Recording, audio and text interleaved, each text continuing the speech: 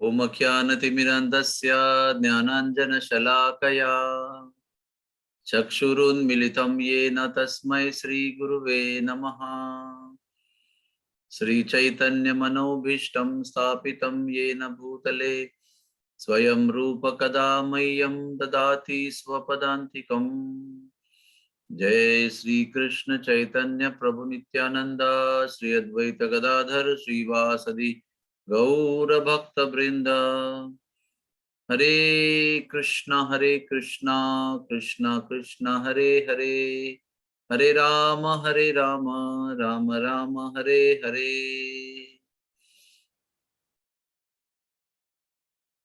तो हमारी नाम के प्रति रुचि क्यों नहीं होती, इसके विषय में चर्चा चल रही है। तो तीसरा कारण है नाम के प्रति रुचि न उत्पन्न होने के लिए, वो है नाम अपराध। और शास्त्र में 10 प्रकार के नाम अपराधों का वर्णन दिया है। उसमें सबसे महत्वपूर्ण, सबसे विध्वंसक जो अपराध है वो है वैष्णव अपराध। और आप सब इसके बारे में जानते हैं, फिर भी हमारा ऐसा दुर्भाग्य है कि हमारे हाथों से ये वैष्णव अपराध बार बार होते रहता है। मन में ऐसी बहुत ही नकारात्मक भावनाएं होती हैं जिसकी वजह से वैष्णवों के प्रति हम हमेशा कुछ न कुछ दूजा भाव रखते हैं और उनके प्रति अपराध करते हैं। आचार्यों ने इस वैष्णव अपराध को मदांध हस्ती अपराध कहा है, मैड एलिफेंट ऑफेंस।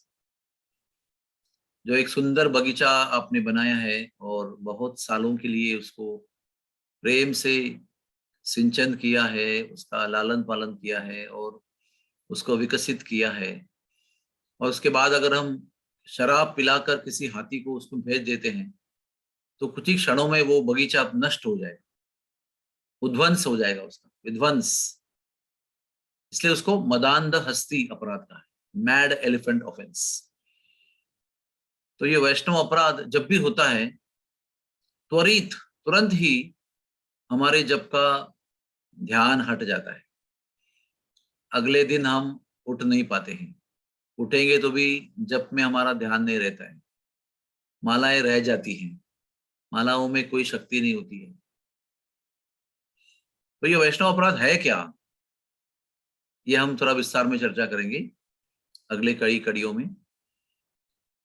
जब किसी वैष्णव की हम निंदा करते हैं, वो वैष्णव हमारे सामने नहीं है, लेकिन पीछे हम अपने पत्नी के साथ या किसी और के साथ बैठकर उसके बारे में निंदा करते हैं, उसकी निंदा करते हैं, ये एक प्रकार का वैष्णव अपराध हो गया।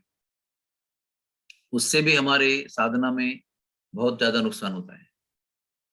और दूसरा है वैष्णवों का दिल दुखाना, वैष्णवों को कष्ट देना, हमारे शरीर से या हमारी वाणी से या हमारे विचारों से या हमारे कार्यों से। किसी भी वैष्णव को अगर हमारी ओर से दुख प्राप्त होता है, उसके हृदय में दर्द होता है, तो भगवान उसको बड़ी गंभीरता से लेते हैं। चाहे प्रसंग में हम सही हो या गलत हो, हम सही भी है, लेकिन अगर हमारे वाणी से या हमारे कार्य से, हमारे विचारों से अगर हम उस वैष्णव को दुख देते हैं तो भी वैष्णव अपराध हो जाता है। इसलिए वाद विवाद में भी सच कौन है और गलत कौन है, इससे ज्यादा कौन दुखी हो जाता है और किसको हम दर्द देते हैं, इस पर यह वैष्णव अपराध का नियम लागू होता है। इसलिए भगवान को अपने भक्त जो हैं वो बहुत प्रिय होते हैं। चाहे वो गलत भी करते हैं तो भगवान उनको सुधार देते हैं, लेकिन भगवान को किसी और व्यक्ति ने उनके प्रति किया हुआ अपराध जो है वो सहन नहीं होता। और ये अपराध में से एक ऐसी चीज, बस एक ऐसी घटना है और प्रसंग है कि हम अपने घर के लोगों को बिना सोचे अपराध कर लेते हैं, क्योंकि ये तो मेरी पत्नी है, ये तो मेरा पति है, मेरे बच्चे हैं। लेकिन जब हम उनके प्रति अपराध करते हैं तो भी वो वैष्णव अपराध माना जाता है, क्योंकि वो वैष्णव है। हमारा परिवार अगर वैष्णव है, सब जप करने वाले हैं, दीक्षित हैं, ब्राह्मण दीक्षित हैं, फिर भी हम घर के तौर पर उनको सामान्य स्तर पे उनसे व्यवहार करते हैं और वो बेधड़क उनके प्रति अपराध करते हैं। तो इससे हमको सावधान रहना चाहिए। हमारे घर के अंदर भी पति पत्नी को, पत्नी पति को, बालकों को उनका दिल नहीं दुखाना चाहिए। हम उनको सुधार सकते हैं, लेकिन सुधारना एक बात है और उनको दर्द देना, उनको दुख देना, उनको कष्ट देना, उनको कष्ट का अनुभव देना, ये बहुत ही विध्वंसक बात है। इसलिए जिन व्यक्तियों को भगवान के नाम में रुचि उत्पन्न करनी है, भगवान के नाम के जप के विषय में उनको आस्था है, श्रद्धा है, उनको ये भयंकर अपराध से बचना चाहिए। सारे 10 अपराध जो हैं वो एक जगह पर, और वैष्णव अपराध एक जगह पर। फिर भी वैष्णव अपराध जो है उसकी विध्वंस करने की शक्ति सबसे ज्यादा है, इसलिए उसको सबसे पहले बताया गया है।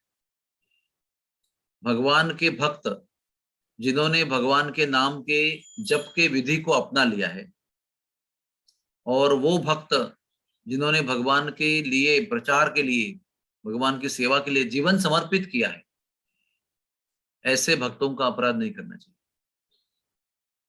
शास्त्र कहता है कि अपराध तो किसी का भी नहीं करना चाहिए।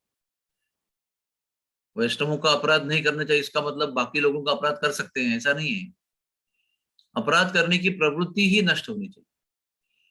किसी को दर्द दुख देने की प्रवृत्ति नष्ट होनी चाहिए।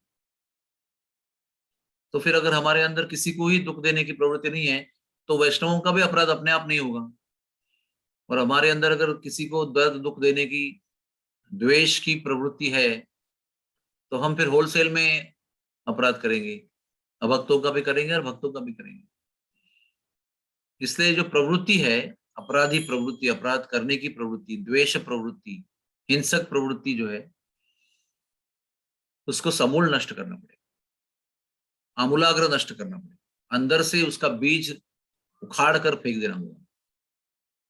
क्योंकि जितनी भी मेहनत करेंगे, वो सारी हम वैष्णव अपराध करके स्वयं ही अपने हाथों से उसका विध्वंस करते हैं। तो मनुष्य जीवन प्राप्त हो गया है इतना श्रम करके, साधना करके, भगवान को प्रसन्न करने के लिए, और साधना करके जो भी हम लोग कमाते हैं वो एक क्षण में उसको विध्वंस कर देते हैं वैष्णव अपराध करके।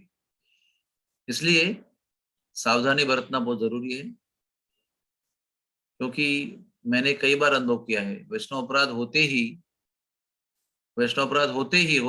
ही तुरंत अगले दिन ही जप में जो व्यवधान आता है या अंतर होता है, या उसके दर्जे में जो घट होती है, वो तुरंत हमको अनुभव होता है इसका। तो आइए हम इस पर गहराई से विचार करें, थोड़े और दिन भी चर्चा करेंगे इसके विषय में। लेकिन चिंतनशील विषय है कि कैसे हम जाने अनजाने में, चाहते न चाहते हुए, केवल नकारात्मक प्रवृत्ति की वजह से ये अपराध कर बैठते हैं। हरे कृष्ण कृष्ण कृष्ण हरे हरे, हरे राम राम राम हरे हरे। किसी का प्रश्न है?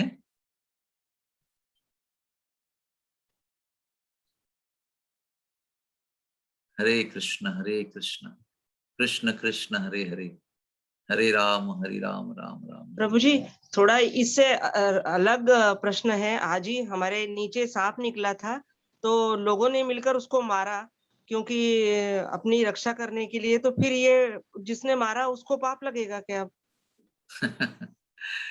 अगर वास्तव में अपनी रक्षा करने के लिए मारा है तो पाप नहीं लगेगा। अगर केवल सांप है इसलिए मारा है तो जरूर पाप लगेगा। अरे, और कोई प्रश्न किसी का है?